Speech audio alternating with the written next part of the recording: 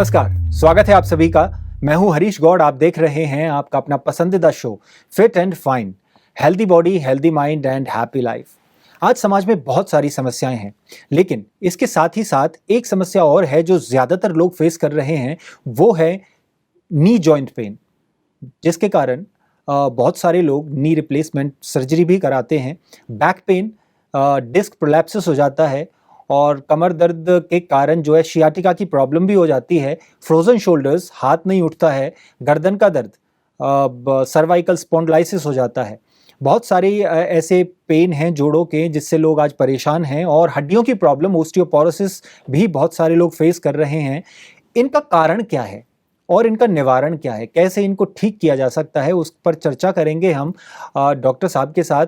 तो आइए, डॉक्टर सतीश कुमार गुप्ता जी हर बार की तरह हमारे स्टूडियो में मौजूद हैं, उनका स्वागत करते हैं। डॉक्टर साहब, वेलकम टू आवर शो। नमस्कार जी। डॉक्टर साहब, आज समाज में हड्डियों की और जोड़ों की प्रॉब्लम बहुत देखने को मिल रही है।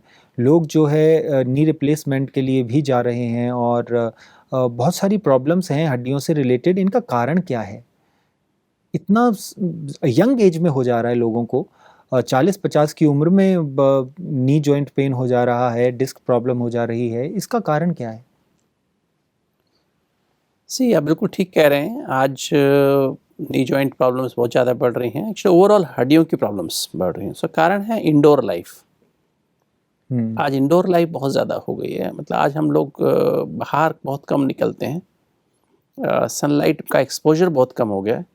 लोग ज़्यादातर अपने एयर कंडीशंस ऑफिस हैं, लोगों के एयर कंडीशन शॉप्स हैं, एयर कंडीशन मॉल्स हैं, है ना। हम लोग आजकल मॉर्निंग वॉक भी करने नहीं जाते हैं। सनराइज़ के समय यूजुअली वॉक नहीं करते हैं, या तो अंधेरे में कर लेते हैं या शाम को फिर जिम में जाकर के एक्सरसाइज करते हैं। तो आज लोगों का एक्सपोजर सन से बहुत, क्योंकि विटामिन डी का एक ही सोर्स है हड्डियों की डेवलपमेंट के लिए, हड्डियों की स्ट्रेंथ के लिए। भले आप कितनी मर्जी कैल्शियम की गोलियाँ खा लीजिए, इतना मर्जी कैल्शियम का सोर्स यूज़ कर लीजिए, किंतु कैल्शियम तभी हमारी हड्डियों में जाएगा जब विटामिन डी होगा जी। अगर विटामिन डी का लेवल आपके शरीर में कम है तो वो फिर आपकी हड्डियों में कैल्शियम नहीं जा सकता है। आज दोनों ही समस्या हैं, विटामिन डी भी नहीं मिल रहा है इंसानों को, और दूसरा कैल्शियम भी नहीं मिल रहा है जी। ये धूप में बैठने की आपने डॉक्टर साहब बात कही थी। ये धूप में गर्मियों में मतलब कैसे बैठा जाए? वो बैठना बड़ा मुश्किल होता है। क्या गर्मियों में भी दोपहर के समय भी विटामिन डी मिलती है अगर हम उस वक्त में धूप में घूमते हैं तो? देखिए, अर्ली मॉर्निंग जरूरी नहीं कि हम धूप में घूमें। अर्ली मॉर्निंग आवर्स में, जैसे अर्ली मॉर्निंग का मतलब मैं कह रहा हूँ 8 बजे के आसपास जी, या इवन 7 से 8-9 बजे तक भी हम लोग धूप से अपनी बॉडी को एक्सपोज करें। कमरों में बैठने के पहले थोड़ा खुले में बैठें, है ना। ब्रेकफास्ट कर रहे हैं, लंच कर रहे हैं, डिनर कर रहे हैं, मैं थोड़ा खुले में एक्सपोज करें अपने आप को। आज लोग अपने आप को एक्सपोज नहीं करते हैं। आज ज़्यादा इंडोर एटमॉस्फेयर में ज़्यादा रहते हैं। मतलब सारी दिनचर्या ही आज इंडोर हो गई है ना। आज लोगों को सन से एक्सपोजर ही बहुत कम हो गया है। तो उसी कारण से विटामिन डी नेचुरली बनता था हमारे पूरे शरीर में। अब हमारे शरीर में विटामिन डी मिलता ही नहीं है, मतलब बनता ही नहीं है। सब्जियों में जो कैल्शियम होता है, सीताफल जैसे हम कोला भी कहते हैं, बड़ा पेठा होता है ना, कद्दू, उसमें बहुत अच्छा कैल्शियम होता है। ऐसे बहुत सारी हरी सब्जियों में कैल्शियम होता है, पर यूजुअली कॉम्प्लेक्स फॉर्म में होता है, जो अधिकतर वेस्ट हो जाता है, जो अधिकतर एब्जॉर्ब नहीं होता है। और अगर हम कैल्शियम खा भी लिया, हमने टैबलेट्स भी खा ली, तो विटामिन डी नहीं है तो हमारी बॉडी में, हड्डियों में नहीं जाएगा। तो कैल्शियम भी आज लोगों ने क्या किया है, आज लोगों काफ़ी दिमाग में लोगों का आ गया कि दूध, जैसे नेचुरल दूध मिलना बंद हो गया। जैसे जो रियल दूध, जो गाय भैंस का दूध पहले मिलता था जी, हर शहर में, गांव में तो था ही। आज गांव में भी लोगों ने अपने आप को, मतलब उस दूध से, बल्कि आज तो सब जगह डेयरी का मिल्क मिलता है, पैक्ड मिल्क मिलता है, जो उसको प्रोसेस किया जाता है, जिसमें काफ़ी सारा विटामिन डी या और चीज़ें ख़त्म हो जाती हैं। कैल्शियम भी, मतलब अधिकतर जब इतने हाई टेम्परेचर पर उसको पास्चराइज करते हैं, कुछ करते हैं, तो काफ़ी मात्रा में कैल्शियम भी, सारा प्रोटीन्स भी नीनेचर हो जाती हैं। तो बेसिकली आज जो हमें एटमॉस्फेयर, जो समाज से जो मिलना चाहिए, कैल्शियम और विटामिन डी, तो ये जो सबसे बड़ी समस्या ये वाली है। एक तो मतलब फिजिकल लेवल पे ले रहे हैं हम लोग, ये दो चीज़ों की विशेष कमी हो गई है। तीसरा जो है, हमारी डाइट में प्रोटीन की भी ओवरऑल कमी है। भारत में एक नियम है कि लोग प्रोटीन का, जैसे कंटेंट उनके ऊपर फोकस नहीं है प्रोटीन का। जो वेजिटेरियन है, हम लोग खाली अगर गेहूँ और चना, मतलब गेहूँ और दाल, ये दोनों मिलके, गेहूँ में जो व्हीट में या इसमें चावल में जो प्रोटीन होते हैं, अमीनो एसिड होता है, एक अमीनो एसिड कमी होती है ना, वो अमीनो एसिड दालों में मिल जाता है। पहले ज़माने में हम लोग गेहूँ और चने की रोटी खाते थे, मिस्सी रोटी कहते थे। मिस्सी रोटी। और अभी क्या लोग गेहूँ की रोटी खाते हैं, और दाल अधिकतर कई बार नहीं खाने में होती है। तीनों टाइम तो दाल नहीं ले सकते हैं आप, एक टाइम दाल लेंगे, कई बार एक टाइम भी दाल नहीं मिलती है। तो हमें तीनों टाइम एक्चुअली हमारा गेहूँ जो है ना, मतलब हमें गेहूँ में एक रेशो रखना चाहिए, 6 किलो गेहूँ 2 किलो चना। अगर इस रेशो में अगर हम आटा बनाते हैं तो आई थिंक हमारा जो प्रोटीन कंटेंट है वो भी अच्छी मात्रा, क्योंकि कार्टिलेज जो बनता है बोन का, वो बनता ही प्रोटीन से है ना। और उसमें विटामिन डी फैट से आता है, है ना। तो और कैल्शियम दूध से आता है, और विटामिन डी का मेन सोर्स जो है फैट एंड सन एक्सपोजर, बिना सन के एक्सपोजर के नहीं हो सकता है। इसलिए आज मुझे ध्यान है, हम लोग, मुझे 40 साल हो गए मेडिकल प्रैक्टिस करते हुए, MBBS के हुए, और हमें तो याद है कि हम लोग रेगुलर विटामिन डी किसको नहीं देते थे। अभी तो लोग हर एक को विटामिन डी देना पड़ रहा है। विटामिन डी का lack of vitamin D deficiency से आजकल हर चीज़ में पता लग रहा है कि हार्ट की बीमारी भी उसी वजह से होती है, ब्लड प्रेशर में, डायबिटीज़ में, इन्फेक्शंस बार बार होने में विटामिन डी कमी होती है। विटामिन डी को देना पड़ता है, हमको बाहर से देना पड़ता है, और विटामिन डी हमारा लेवल मेंटेन रहना चाहिए, तो हमारा मतलब नॉर्मल हमें रखना चाहिए विटामिन डी ना। उसके अगर हम लेवल कम रहता है तो हमें फिर प्रॉब्लम होती है, स्पेशली ओल्ड एज में 50 साल के बाद। तो हमें विटामिन डी को बहुत ध्यान से अपना विटामिन डी चेक कराना चाहिए, कम है तो उसको मेंटेन फिर करना चाहिए। भले हम विटामिन डी के सैशे पैक्स आते हैं, टैबलेट्स भी आती हैं, उसको हमें रेगुलर बेसिस पे लेना चाहिए। जैसे हम लोग 60,000 यूनिट्स और 8 हफ्ते हम रेगुलर ले लें, और फिर हम उसको, जो मेल्स हैं वो महीने में एक बार लें 1 कप दूध मिला के, और जो फीमेल्स हैं, लेडीज़ हैं, 50 साल से बल्कि 40-45 साल के ऊपर ही उनको शुरू कर देना चाहिए, और उनको फिर 15 दिन में एक बार विटामिन डी का सेशे 8 हफ्ते लगातार लेने के बाद उसे मेंटेन करने के लिए पहले एक सप्ते में एक बार लें, और फिर 1 सप्ताह में एक बार 8 हफ्ते तक। उसके बाद फिर जो हमारी जो लेडीज़ हैं, जो महिलाएं, बहनें, माताएं हैं, वो हर 15 दिन में लें, और जो मेल्स हैं वो मास में एक बार लें। तो उससे उनके विटामिन डी लेवल ठीक रहेगा। और दूध जो है एक रेगुलर मात्रा में हमें विटामिन जो है ना, अगर विटामिन डी ठीक है तो कैल्शियम में कहाँ से मिलेगा? दूध से मिलेगा, दही से मिलेगा। तो हमें दूध और दही लेना चाहिए, हालांकि पहले उसको हम फैट निकाल दें। वैसे ज़्यादातर लोग ना कैल्शियम पे तो फोकस करते हैं, मतलब कैल्शियम हमें मिलेगा, चीज़ें खाएंगे, पर वो जो समझते हैं ना कि विटामिन डी जो कैल्शियम समझते हैं कि हमें वहाँ से मिलेगा, सब्जियों से मिलेगा या हरी सब्जियों से मिलेगा, वो हमें एक्चुअली वो एब्जॉर्ब नहीं हो पाता है। आजकल वो रेशो, जैसे हम पहले खाते ना, पेठा खाते थे, पेठे की सब्जी या उसकी कद्दू की सब्जी, उसमें मेथी जरूर डालते थे, वो ज़रूरी था उस कैल्शियम को रिलीज़ करने के लिए जो उसके अंदर सब्जी के अंदर। आजकल वो चीज़ कॉम्बिनेशंस ख़त्म हो गए, प्रॉपर जो है कॉम्बिनेशन नहीं रहे हैं, जिसकी वजह से वो हम मिल नहीं पाता है। तो कहीं ना कहीं इसमें डेफिशिएंसीज हैं। ये तो फिजिकल लेवल की बात हो गई ना। हमारे मानसिक लेवल पे और स्पिरिचुअल लेवल पे, क्योंकि इंसान में खाली, जैसे हमने बात की ना, पहले ही बात की है, स्पिरिचुअल, मेंटल और फिजिकल लेवल।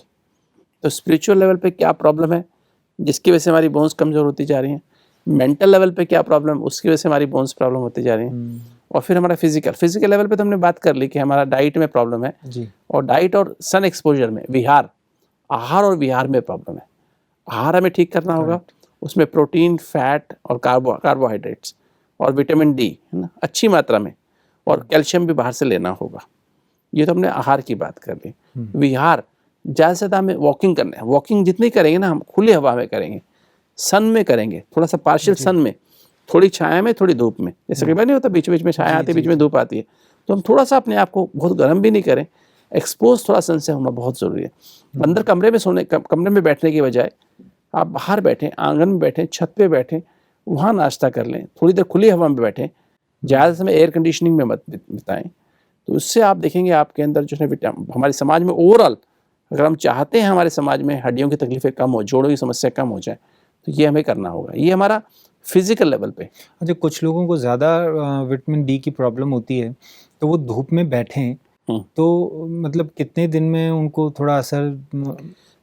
अगर हमारे सपोज, ये तो मैंने कहा, ये तो विटामिन डी मेंटेनेंस के लिए है। अगर हम सनराइज से, किंतु अगर हमें डेफिशिएंसी होगी तो हमें दवाई लेनी पड़ेगी। सपोज मुझे डेफिशिएंसी है, मुझे हड्डियों में बहुत दर्द रहती है, मुझे तकलीफ है, और मैं विटामिन डी का लेवल टेस्ट कराया, बहुत लेवल लेबोरेटरी में कम आया, तो मुझे दवाई तो लेनी पड़ेगी, ठीक है, मतलब विटामिन डी बाहर से लेना ही पड़ेगा, मतलब एज ए न्यूट्रिशन सप्लीमेंट मुझे, जैसे मैंने बताया आपको, 8 हफ्ते तक रेगुलर, और फिर 15-15 दिन में बहनों में, और महीने में एक बार भाइयों में, वो रेगुलर। और कैल्शियम की भी हमें बाहर से दूध और दही के रूप में अच्छी मात्रा में, मतलब वो 15 दिन में एक बार और महीने में एक बार लाइफ टाइम मतलब लेते रहो ऐसे? लेते रहना चाहिए। और चेक करा लें बीच में, कभी 6 महीने में, 1 साल में कभी चेक कराना तो करा लें। Otherwise if you don't have कोई प्रॉब्लम नहीं है तो आप कंटिन्यू करें। तो एक तो ये समस्या जैसे हमारी, हम इसको प्रिवेंट कर सकते हैं फिजिकल लेवल पे, कि तो एक स्पिरिचुअल लेवल की बात है आज, क्योंकि हम आत्मा है ना, हम इस पे बात करते हैं, ह्यूमन बीइंग है ना, we are being spiritual being with the physical body. Dead body में बोन्स और जॉइंट्स तो हैं, कि तो उसमें दर्द नहीं होता है, तकलीफ महसूस नहीं होती। महसूस करने वाले कौन? आत्मा, बीइंग, स्पिरिचुअल बीइंग जो है। और आत्मा के पास ऐसी क्या एनर्जी जिससे शरीर चलता है, क्योंकि आत्मा कैसे चला रही है? आत्मा है तो 7 एनर्जी, उससे शरीर चल रहा है, उससे हमारी सारा कुछ, हार्ट भी चल रहा है, लंग्स भी चल रहे हैं, आंखों में देख पा रहे हैं, उसी कारण सुन पा रहे हैं, खा पा रहे हैं, बोल पा रहे हैं, खाना पेट में पच रहा है, वो सब आत्मा की एनर्जी के कारण चल रहा है। तो हड्डियों में कौन सी एनर्जी, जोड़ों में कौन सी एनर्जी चाहिए? तो एक्चुअली क्या है, जैसे हमने बात करते आ रहे हैं, ज्ञान, सत्य की समझ, अंडरस्टैंडिंग ऑफ द ट्रूथ, पवित्रता, शांति, सत्य प्यार, ट्रू लव, अतीन्द्रिय सुख, आनंद, और फिर जो 8 शक्तियां जो है ना जी, ये 8 शक्तियां बहुत जरूरी है हमारे हड्डियों को और जोड़ों को, जॉइंट्स को और मसल्स को, इनकी मेंटेनेंस के लिए। आत्मा 8 शक्तियों से हड्डियों को, जॉइंट्स को और मसल्स, मांसपेशियां, लिगामेंट्स को नरिश करती है। ओके, ये शक्तियाँ मतलब 7 एनर्जीज तो आपने बताया था, तो 7 एनर्जीज और ये शक्तियाँ, मतलब शक्तियाँ कैसे हमारी बॉडी में आएंगी, उनका क्या? 7 एनर्जीज के बारे में बताया कि मेडिटेशन जब हम करेंगे, सोल कॉन्शियस होंगे और ट्रुथ के साथ जुड़ेंगे तो 7 एनर्जीज आती हैं। तो ये शक्तियाँ कैसे? सी बेसिकली जैसे मेडिटेशन मैंने बताया था, what is meditation? Meditation is nothing but connection with the truth, है ना। जी, मतलब you have to be connected with the truth, मतलब आपको अंदर से पहले तो इसको सत्य क्या है वो समझना पड़ेगा, फिर सत्य की अवेयरनेस में रहना पड़ेगा, अवेयरनेस ऑफ द ट्रूथ, फिर रियलाइज करेंगे हम ट्रूथ को, हम बार बार रियलाइज करते हैं, है ना, चलते फिरते उठते बैठते रियलाइज करते हैं, और फिर हमें एक्सपीरियंस होने लगता है। एक्सपीरियंस क्या होने लगता है? जब हम सत्य को रियलाइज करते हैं, मैं कौन हूँ? मैं बीइंग हूँ। आप कौन है? बीइंग है। मेरे पति कौन है? बीइंग है। मेरी पत्नी कौन है? बीइंग है। मेरा बेटा क्या है? बीइंग है। वो भी एनर्जी है, वो एक ट्विंकल ट्विंकल लिटिल स्टार है ना, शाइनिंग स्टार है, वो भी शाइनिंग स्टार है, वो भी शाइनिंग स्टार है, वो भी शाइनिंग स्टार है, हम सब शाइनिंग स्टार। एक परमात्मा जो एवर शाइनिंग स्टार है उसकी संतान है, वो पावर हाउस 7 एनर्जी का। तो जब हम ऐसे बार बार अभ्यास करते हैं, ABCD या APCD का अभ्यास करते हैं, चलते फिरते उठते बैठते अभ्यास करते जाते हैं, तो हमारे अंदर क्या है, तब जितना सत्य का अभ्यास करें हमारे अंदर पवित्रता आने लगती है। मतलब देखिए, जब सत्य को आपने रियलाइज कर लिया ना, तो ये सत्य को जो रियलाइज कर लिया, इसको हम कहते हैं ज्ञान, सत्य की समझ। जब आपने अपने सत्य को रियलाइज कर लिया और दूसरे के भी सत्य को रियलाइज कर लिया, मैं आत्मा हूं तो ये कौन है, ये कौन है, ये कौन है, इसको रियलाइज करके हम ऐसा व्यवहार करते हैं। हम आत्मा समझ के व्यवहार करते, देह समझ के व्यवहार नहीं करते हैं, रोल कॉन्शियस होकर व्यवहार नहीं करते, ईगो में आके व्यवहार नहीं करते हैं, काम क्रोध लोभ मोह अहंकार में आके व्यवहार नहीं करते हैं, राइट, वाइसेस में आके व्यवहार नहीं करते हैं। हमारा जो व्यवहार है, जो हमने कहा ना, व्यवहार, आहार और विहार, 3 बातें। हमारा व्यवहार जब, और आहार और विहार, जब हम उस लेवल पे आत्मा को नरिश करने के लिए लेते हैं और दूसरे को भी हम उसी लेवल पे लेते हैं, तो इसको हम पवित्रता कहते हैं। क्योंकि ये परमात्मा की डायरेक्शन है कि बच्चे अपने सत्य में रहो और दूसरे के भी सत्य को अनुभव करो, कि तुम भी शाइनिंग स्टार हो, वो भी शाइनिंग स्टार है। डिफरेंट हम रोल प्ले कर रहे हैं, कोई मेल का, कोई फीमेल का, कोई डॉक्टर का, कोई इंजीनियर का, कोई वकील का, कोई माँ का, कोई बाप का, कोई बच्चे का, कोई डिफरेंट रोल, कोई काम वाली का, कोई मतलब कोई नौकर चाकर का, कोई ऑफिस में काम कर रहे हैं, कोई दोस्त का, कोई पड़ोसी का, अलग अलग रोल प्ले कर रहे हैं। But as a being we all are souls and we are all pure, है ना, we are all peaceful, we are all loveful, जी, we are all happy, as a soul, not as a body. As a role फिर हमारे अंदर वो है काम, क्रोध, लोभ, मोह, अहंकार है। कि एज ए सोल जब हम अपने को आत्मा समझते हैं, ऑटोमेटिक जैसे आप पानी की झील के पास जाएंगे तो क्या होगा, आपको ठंडी ठंडी हवा अपने आप लगती है। तो जैसे ही अपने को आत्मा समझते हैं, आपके अंदर अजर अमर अविनाशी की फीलिंग आती है ना, मैं अमर हूँ, ये जो सामने वाला ये भी अमर है, मेरा भी समाज में रोल है, मैं आत्मा इस शरीर के द्वारा जो रोल प्ले कर, जो भी रोल मेरा है, पिताजी का रोल है, बेटे का रोल है, भाई का रोल है ना, जो भी रोल है, जो भी मैं समाज में, डॉक्टर का रोल है, इंजीनियर का रोल है, बैरिस्टर का रोल है, व्हाटएवर रोल, हाउसवाइफ का रोल है। तो ये जब हम रोल प्ले, तो पवित्रता जैसे आई ना, और फिर जब हम पवित्र रहने लगते हैं तो हमारे मन में जब पवित्र माना, जब हम दूसरे को देखते तो हमारी जो जितनी भी नेगेटिव जो बातें होती हैं, पास्ट की बातें, वो सारी बॉडी कॉन्शियस पे आधारित, मैंपन मेरेपन पे आधारित होती है। जब हम अपने को बॉडी कॉन्शियस, रोल कॉन्शियस से ईगो आती है, अटैचमेंट आती है, जब हम अपने आप को उससे रियलाइज करने लगते हैं तो क्या होता है, ऑटोमेटिक हमारे अंदर शांति आ जाती है, पास्ट की बातें खत्म, भविष्य की चिंता खत्म, तो हम पीसफुल हो जाते हैं। Peace means less number of thoughts वर्तमान में। जैसे फिर लव माना, फिर हम जब एक दूसरे को ऐसे करने लगते हैं तो हम लव माना एक दूसरे को हम एक्सेप्ट करने लग जाते हैं, क्योंकि आप अलग एक्टर हैं, मैं अलग एक्टर हूँ जी। विलन का कभी विलन का रोल हो सकता है, कभी हीरो का रोल हो सकता है, कभी हीरोइन का रोल हो सकता है, अलग रोल है, डिफरेंट है ना, क्योंकि ये रंगमंच है इसमें, और हम मुझे उसको रेस्पेक्ट देनी है, हर एक रोल को एक्सेप्ट करना, इसी को प्यार कहते हैं। सच्चा प्यार ये है, मुझे आप हर रोल में पसंद है, तुम जो हो जैसे हो मेरे हो, मुझे स्वीकार है।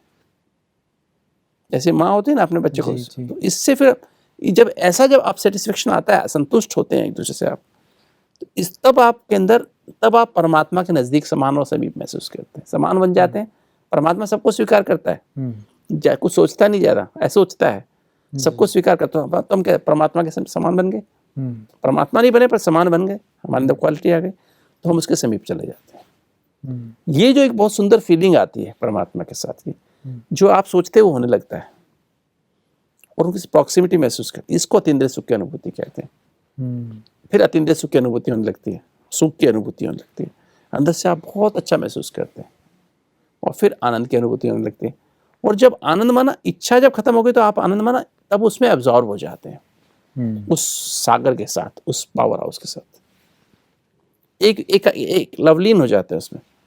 तब आपके अंदर, तब आपका विवेक जागृत होता है। नहीं तो आप अपनी गली में, जैसे कुएं में मेंढक होता है ना, कुएं के मेंढक के समान बस मैं राजा हूँ इस कुएं का, वो नहीं, दुनिया है मेरी, वही मेरी दुनिया। तो आप जब बाहर निकलेंगे तो आप ऊपर जाके देख सकते हैं। तो ये जो शक्तियां हैं, ये पहली 4 शक्तियां, सत्य को परखने की शक्ति, विवेक, मेधा, यथार्थ निर्णय की शक्ति, 1 सेकंड में निर्णय कर लेना, और जो 1 सेकंड निर्णय करता है, बड़ी से बड़ी बात को छोटा कर सकता है, विस्तार को सार बना सकता है, पहाड़ जैसी बात को राई बना सकता है, और समेटने की शक्ति। फिर हम मन बुद्धि को जब हमने समेट करके, हम बिंदी आत्मा बन के परमधाम घर, जो हमारा असली घर है, जहाँ से हम आए हैं, सोल वर्ड से, हम उसमें उस परमात्मा पावर हाउस से कनेक्ट हो सकते हैं, कंबाइंड हो सकते हैं, करंट आने लगती है। तो 4 शक्तियां जो है ना हमारी, ये जो 4 शक्तियां वो हमारे अंदर निहित हैं, है ना। हमारा जो ब्रेन है ना, सत्य को परखने की शक्ति क्या चाहिए उसके लिए, वो हमारे न्यूरॉन्स, हमारे जो 100 बिलियन न्यूरॉन्स हैं, उन सबको पूरा एनालाइज करती है वो सारी एनर्जी, वो सारी चीज़ को देखते भी हैं, सुनते भी हैं, बोलते भी, हर चीज़ को एनालाइज करके फिर सत्य को परखते हैं। पर न्यूरॉन जागृत होने चाहिए ना जी। मैंने बताया 90% न्यूरॉन तो सो जाते हैं, इनएक्टिव हो जाते हैं। नेगेटिव, जब हम नेगेटिव सोचते हैं, नेगेटिव, सत्य के बजाय असत्य है, पवित्रता में रहते हैं, इसका कि लोगों से अटैच हो जाते हैं, टू मच लोगों के साथ, गलत वातावरण, गलत व्यवहार में खो जाते हैं, अशांत विचार, पास्ट के विचार, भविष्य के विचार आते रहते हैं, ये ऐसा, क्रोध करते हैं, किसी के प्रति गलत बातें उसके साथ व्यवहार करते हैं, बदला लेने की भावना रखते हैं, अंदर दुख भरा रहता है, गम भरे रहते हैं, उदासी आ जाती है, डिप्रेशन हो जाता है। तो क्या होता है, हमारे ब्रेन के सेल्स इनएक्टिव हो जाते हैं, विवेक सो जाता है, राइट को रॉन्ग और रॉन्ग को राइट करने लगते हैं, निर्णय कर ही नहीं पाते, कंफ्यूज रहते हैं, है ना, बुद्धि, निर्णय शक्ति भ्रष्ट हो जाती है, तो राई पहाड़ बन जाती है, छोटी समस्याएं बड़ी बन जाती है, तो हमें विस्तार को सार में लग सकते। तो ये जो हमारी एनर्जी यहाँ पर है, ब्रेन की सेल्स के अंदर है, वो सत्य को परखने की शक्ति और मेधा, वो न्यूरॉन्स के अंदर है। न्यूरॉन्स में भी जोड़ होते हैं ना, जॉइंट्स होते हैं, आपस में न्यूरोट्रांसमीटर्स के थ्रू वो कंडक्ट होते हैं। फिर गर्दन जैसे हमारी है वो क्या है, गर्दन और कमर विस्तार को सार में लाने की शक्ति। हम छोटे से बन सकते हैं ना, छोटे से कर सकते हैं। तो हमारी रीढ़ की हड्डी और गर्दन की और रीढ़ की हड्डी ये विस्तार को सार बनाने की शक्ति, जैसे ना कछुआ जैसे होता है ना। जी। और फिर हमारे घुटने, है ना, अगर हम उठ के यहाँ से जाना है तो हमें घुटने चाहिए नहीं चाहिए जी। तो घुटने की, तो ये समेटने की शक्ति, पैकअप करने की शक्ति है ना। तो ये जो है हमारे जैसे 4 शक्तियाँ, इस जोड़ों का कनेक्शन है हमारा। इस तरह जैसे हमारी बहनें माताएं हैं, उनको रीढ़ की हड्डी बहुत खराब होती है। क्यों खराब होती है? बहुत सेंसिटिव होती हैं, हर बात, छोटी सी बात का भी पहाड़ बना लेती है, राई का पहाड़ बना लेती है ना। तो रीढ़ की हड्डी बहुत जल्दी खराब हो जाती है, मन बुद्धि को समेट नहीं पाती हैं, फैला के रखती है मन बुद्धि को, इसमें भी इसमें भी रहती हैं। तो घुटने बहुत जल्दी खराब हो जाते हैं जी। गर्दन की, जैसे गर्दन में फ्लेक्सिबल नहीं है, जिद स्टबर्न नेचर होती है कई लोगों की। गर्दन मतलब फ्लेक्सिबिलिटी ना, पावर टू सी बैक, पीछे आगे पीछे देख सके आदमी ना, वो पावर नहीं है। बस या तो एक ही तरफ देखेंगे जी। कई लोग पास्ट में खोए रहते हैं, कोई लोग आगे ही देखते रहते हैं जी। साइड में भी देखते नहीं ढंग से, है ना। तो वो मतलब हर जॉइंट हमारी कोई शक्ति को रिप्रेजेंट कर रहा है। करेक्ट। तो 8 शक्ति जो मतलब जो फिर जब उससे हम कनेक्ट हो जाते हैं तो हमारे 8 हमारे अंदर 7 एनर्जी आने लगती है। मतलब जितना जितना हम ये एनर्जी को प्रैक्टिस करते हैं लाइफ में ना, हमारे अंदर शक्ति आने लगती है। ओके। ये गुणों को प्रैक्टिस करने, इन एनर्जीज को प्रैक्टिस लाइफ में प्रैक्टिकली करेंगे तो शक्तियाँ आपके, तो जॉइंट आपके मजबूत होने लगती हैं, शक्तियाँ अपने आप आ जाएंगी, शक्तियाँ आने लगती हैं जी। डॉक्टर साहब, आज आपने बताया शक्तियों के बारे में कि शक्तियों का संबंध हमारे बॉडी से क्या है और कौन सी शक्ति किस बॉडी पार्ट पर असर करती है, और कौन सी शक्ति अगर हो, कौन सा पार्ट हमारा बॉडी का, कौन सा जोड़ और कौन सा हिस्सा जो है स्वस्थ हो सकता है, ठीक हो सकता है, बीमारी से मुक्त हो सकता है। डॉक्टर साहब, अभी हमारा वक्त हो गया है fit and fine tip of the day जानने का। आपकी तरफ से हमारे दर्शकों के लिए आज कौन सी फिट एंड फाइन टिप आप देना चाहेंगे? अगर आप अपनी सभी बोन्स को, जॉइंट्स को और मसल्स, लिगामेंट्स को मजबूत रखना चाहते हैं, शक्तिशाली रखना चाहते हैं, तो याद रखिए आत्मा के पास 8 शक्तियां हैं, जिससे आत्मा हर बोन को, हमारे शरीर में 206 हड्डियां हैं, वो सभी बोन्स को नरिश इन 8 शक्तियों से करती हैं। हर जोड़ को 8 शक्तियां चाहिए, और हर लिगामेंट को चाहिए, हर मसल को चाहिए, हर जॉइंट को चाहिए। तो इन 8 शक्तियों को अगर आप चाहते हैं कि आप इन्हें भरपूर रहें, अर्थात जैसे परमात्मा को हम सर्वशक्तिमान कहते हैं, ऑलमाइटी अथॉरिटी कहते हैं, तो आपको भी मास्टर ऑलमाइटी अथॉरिटी बनना पड़ेगा, मास्टर सर्वशक्तिमान बनना पड़ेगा। और उसके लिए आप मेडिटेशन जब करेंगे, राजयोग मेडिटेशन करेंगे, तो आपके अंदर ऑटोमेटिक पहली 6 एनर्जी, ज्ञान, पवित्रता, शांति, सत्य, प्रेम, अतिंद्रिय सुख, आनंद की जितनी ज़्यादा अनुभूति करते जाएंगे, प्रैक्टिकल लाइफ में लाएंगे, तो 8 शक्तियाँ आपके प्रैक्टिकल लाइफ में आती जाएंगी। तो आप देखेंगे आपके जॉइंट्स में, आपकी हड्डियों में, लिगामेंट्स में ताकत आती जाएगी। उसके लिए प्रॉपर आहार जरूर खाना पड़ेगा, ऐसा नहीं आहार रॉ मटेरियल है, ये उसका सीमेंट है, ये उसके अंदर एनर्जी है जो आपके अंदर पावरफुल काम करेगी। तो आहार में अपने विटामिन डी ज़्यादा मात्रा में, प्रोटीन, फैट, इनका बैलेंस रखेंगे, कैल्शियम अच्छी मात्रा में लेंगे, फास्फोरस, मैग्नीशियम का भी चाहिए, एक्यूरेट अमाउंट में चाहिए, विहार, रेगुलर एक्सरसाइज करने की आवश्यकता है, अच्छी नींद करने की आवश्यकता है, अच्छा संग रखने की आवश्यकता है, और एडिक्शन फ्री, चाय कॉफ़ी से फ्री रहेंगे और कोल्ड ड्रिंक से फ्री रहेंगे। तो आप देखेंगे आपके सब जॉइंट्स, सब हड्डियाँ मजबूत हो जाएंगी और आप एक स्वस्थ और खुशनुमा जीवन व्यतीत कर सकेंगे। डॉक्टर साहब, आज की इस चर्चा के लिए और हमारे स्टूडियो में आने के लिए आपका बहुत बहुत धन्यवाद। तो आज डॉक्टर साहब ने बताया कि कैसे मेडिटेशन के द्वारा हम अपनी हड्डियों को, जोड़ों के दर्द को और तमाम हड्डियों से जुड़ी हुई, जोड़ों से जुड़ी हुई बीमारियों को ठीक कर सकते हैं। और तो मेडिटेशन को अपनी लाइफ में इम्प्लीमेंट करें, रोज़ मेडिटेशन करें, और मेडिटेशन का तरीका भी डॉक्टर साहब ने आपको बताया है। उस सर्वशक्तिवान से जब आप अपना संबंध जोड़ेंगे तो डेफिनेटली उसकी शक्तियाँ जो हैं आपके अंदर भी आएंगी और आपकी हर बीमारी को हील करेंगी, और आप भी शारीरिक रूप से और मानसिक रूप से शक्तिशाली महसूस करेंगे। देखेंगे आप अपने जीवन में क्या परिवर्तन आता है। तो मेडिटेशन करें और खुश रहें, दूसरों को भी खुश करें और अपने शरीर को भी स्वस्थ रखें। आज के लिए इतना ही। अगले एपिसोड में फिर आपसे मुलाकात होगी और ढेर सारी बातें करेंगे डॉक्टर साहब से स्वास्थ्य के बारे में। अब हम आपसे विदा चाहते हैं। देखते रहिए आपका अपना पसंदीदा show fit and fine, healthy body, healthy mind and happy life. धन्यवाद।